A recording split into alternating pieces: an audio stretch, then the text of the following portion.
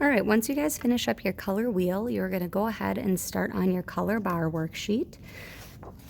Same thing as your color wheel, you are going to take a pen or a pencil.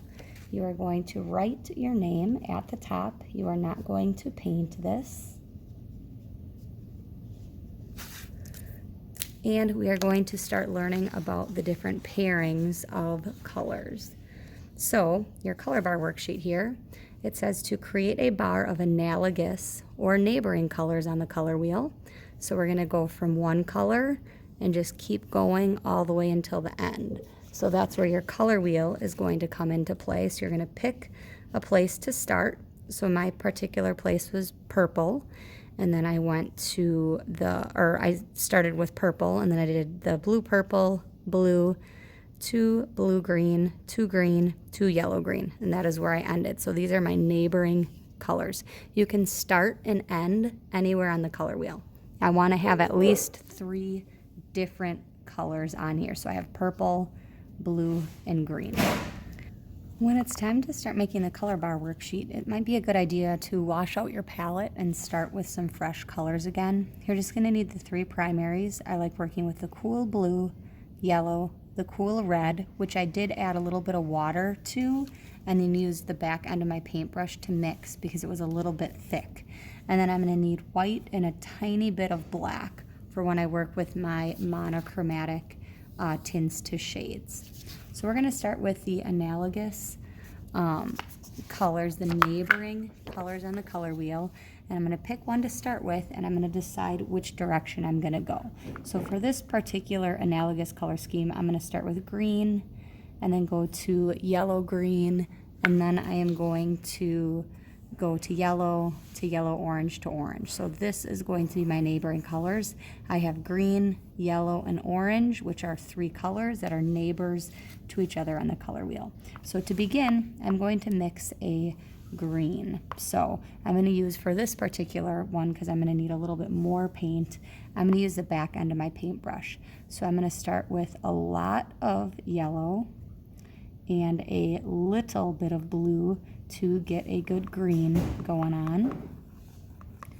And then next to this, I'm going to need a yellow green. So I'm going to go ahead and I'm just going to add some yellow to this to start getting a little bit of yellow green. I like to mix some of my colors before I begin this. And then yellow, and then I'm going to go to yellow, orange, and then orange. So I'm just going to start with these right here. I always have a piece of paper towel handy to wipe the back end of my paintbrush off so I do not get any paint on anything. I also like to use a little bit of a bigger brush for this because it's going to cover more area. So I'm going to scoop up my green and start painting it down. The goal is to make these edges look like they blend into each other. So with this green, I'm going to paint over a little bit, because then I'm going to take my yellow green and I'm just going to kind of fade those colors together. This works the best if your colors are still wet when you're starting to blend them.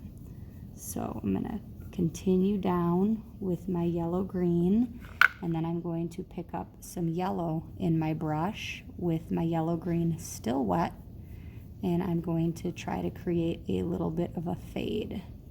So sometimes you have to go back in your colors a little bit to get them re-wet so that you can start fading. Okay, so my yellow is getting a little bit contaminated, so it might not be a bad idea to wash my brush out.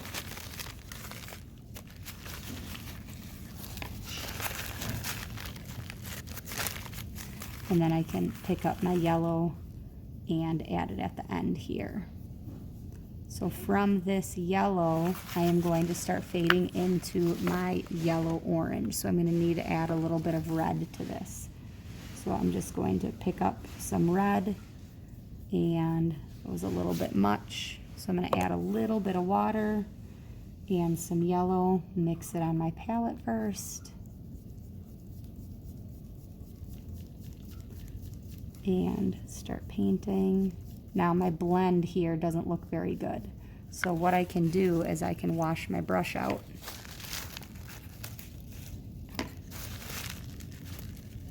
And I can go back in with my yellow and try to get that to fade a little bit better.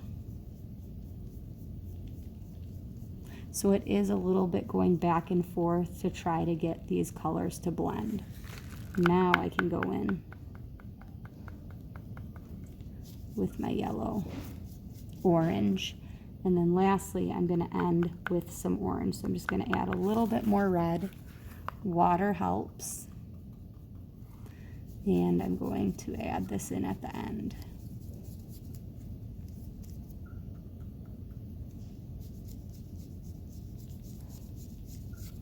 And bring it all the way to the end of that color bar.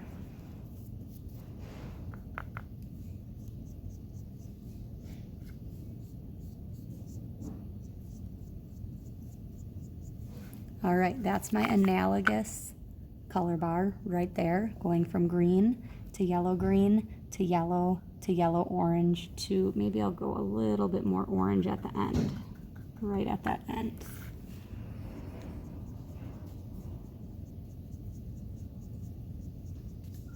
There we go. So I'm going to start with my tint of my blue because what I found is it's a lot harder to make a light tint. So I'm going to use a larger brush. I like to use this rectangular brush here, and I am going to take mostly white, and I'm going to add just a touch of blue into that white. Little bit of water to this since my white is a little bit on the thicker side, and I am going to brush that on. So to this I'm just going to start adding some more blue.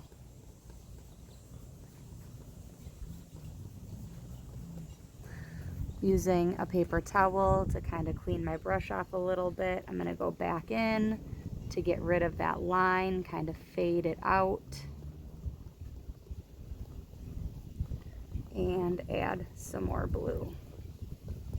And I'm going to keep doing this until I get to the middle, which is going to be my regular blue color.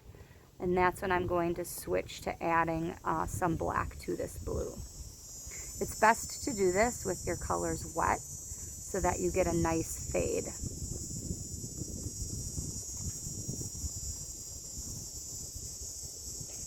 And here I am in the middle, so I'm going to wipe my brush clean so that I can just go in right with the blue here, right in the middle.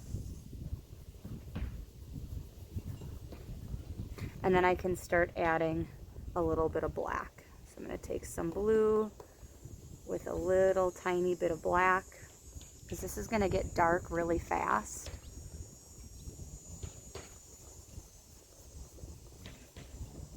And just keep adding a little tiny bit of black at a time.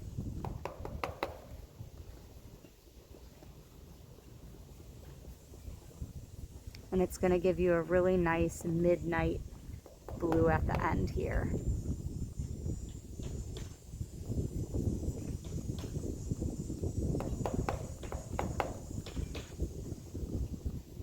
And this right here is my monochromatic. So I have a tint of blue, I have blue, and then I have a shade of blue. Now I'm going to move down to the complementary colors, which is going to tone down the intensity of a color. So when we were working on the color wheel here, we talked about primary, secondary, intermediate, and we didn't really talk about the complementary colors. So complementary colors are colors that are opposite each other on the color wheel. So yellow is opposite of purple, red is opposite of green, and blue is opposite of orange. When you add a complementary color, it reduces the brightness of that color. So it makes it more of a natural or earth tone. That also works with the secondary and the intermediate colors. So if you wanted to tone down your yellow-orange, you would actually add a tiny bit of blue-purple. Or if you wanted to tone down your yellow-green, you would add a little tiny bit of red-purple to it. So that's going to change the value of your color. So right here it says to tone down the intensity of a color, add its complementary color. So we're going to have blue on this side, orange over here. In the middle is going to be a neutral, so almost like a brownish color. So you got a freebie. You can start with your blue, your primary blue right here. And from this, you're going to add a little bit of orange. So I don't have any orange here. I'm going to have to mix that up. So with the back of my brush, I'm going to take a lot of yellow and a little bit of red to mix up an orange.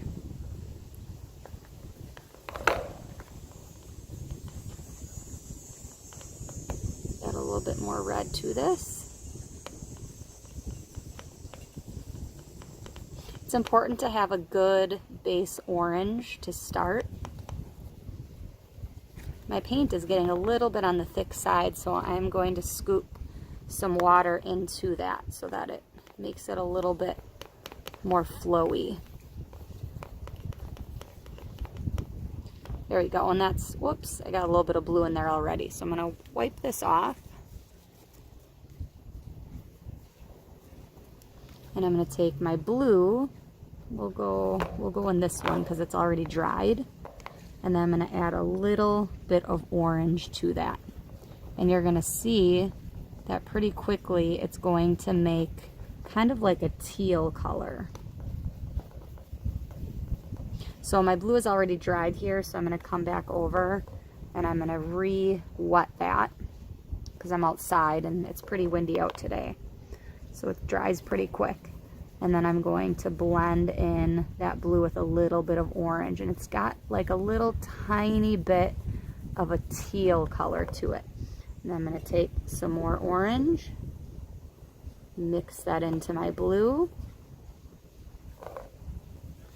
And you're going to need more orange than blue because orange is your lighter of the two colors. So it's going to start changing really slowly. So as you can see, it's kind of turning almost like a green, like a sea green color.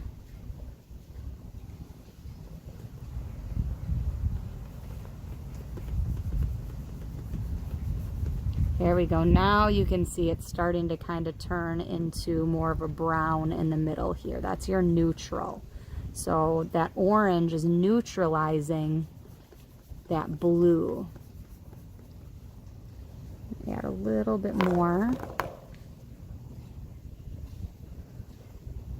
And here you can really see that brown starting to come out.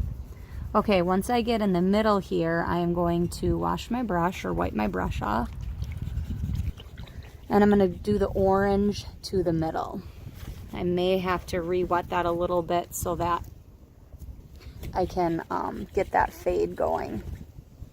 Wash my brush really well because I want to get all of that blue paint out so that it doesn't contaminate that orange until I want it to. So I'm using a lot of water, a lot of paper towel, and kind of brushing back and forth to clean that. All right, so I'm going to take my orange, which got a little bit contaminated, so I'm going to have to kind of remix it here a little bit.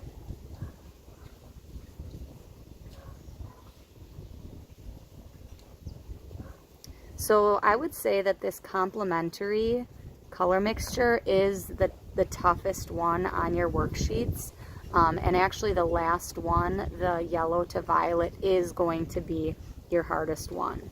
So I've got my orange here, and then in that I can add just a touch of blue, and you can see how quickly it changes that. And that's more of a natural looking orange, like kind of like a fall color. The leaves are starting to turn, and you're getting that kind of brownish orange color. Here I added a little bit more blue, and you can see it goes really quick to that neutral because the orange is such a light color, and you keep adding. Green mixed up here, ready to go from my green to my neutral to my red. Very similar to the blue to the neutral to the orange. So I'm going to start over here, paint in a little bit of green that I had to mix because that's my secondary color, not a primary. And then to this green, I'm going to add a little tiny bit of red. And because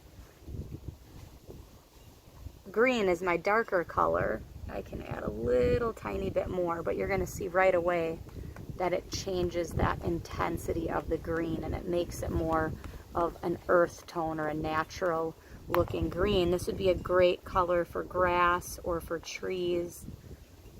And this one goes pretty quickly to a neutral brown. I like to mix just a tiny bit in these little areas of my palette just because I really don't need a lot of paint. My red is getting a little bit on the thicker side, so that's why my paint is looking a little bit chunky on here. I've had these paints home all weekend and of course procrastinated doing my tutorial, so my colors got a little bit dried out. I did add water to them so that they are working, but it's definitely, you know, looking a little bit on the chunkier side. So I accidentally added a little bit too much red, so I'm going to go back in with a little bit more green to kind of bump that down. But that's going to be pretty much your neutral right here. I can wash my brush, and then I'm going to move from the red to the green, trying to get all of the green out of my brush so that it is not contaminated. So I'm going to do my red over on this side, and I'm going to do the exact same thing. I'm going to take a little bit of my red and I'm going to add a touch of green to that red. Accidentally added a little bit too much. And it's going to make like a maroon color. Just darkened that red just a smidge. So this is a great way to get some custom colors made. Some really interesting, vibrant colors. Than just using the plain old primaries like everybody does right from the bottle. It's so much more fun if you can mix your own colors. And the best way to do that, honestly, is adding in those opposite colors. It's more of a variety. It's just a lot more interesting to look at.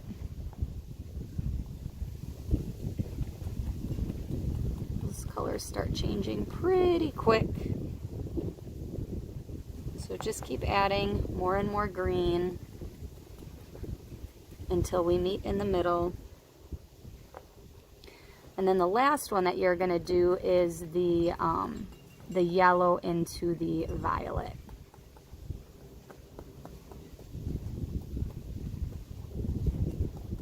All right, there we go. Green into your neutral kind of brownish tones into your red. So that's your fade for that color combination. Complementary colors, green into red, red into green. And then the last one is going to be your trickiest one.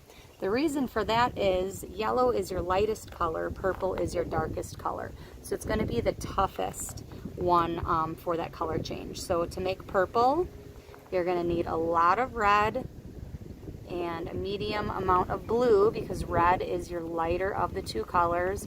Remember, this color can get dark really fast, so don't be afraid to add a little bit of water to that color to kind of thin it out so it's not on the thick side. It's just going to be a lot easier for you. I'm going to add some more red just because this is looking a little too dark for my liking. It's more of like a blue violet, and as you can see, I've got red paint all over my hand. That's okay. Acrylic paint washes off of your hands. If you get acrylic paint on your clothes, though, that's another story. You really want to try hard not to get acrylic paint on your clothes.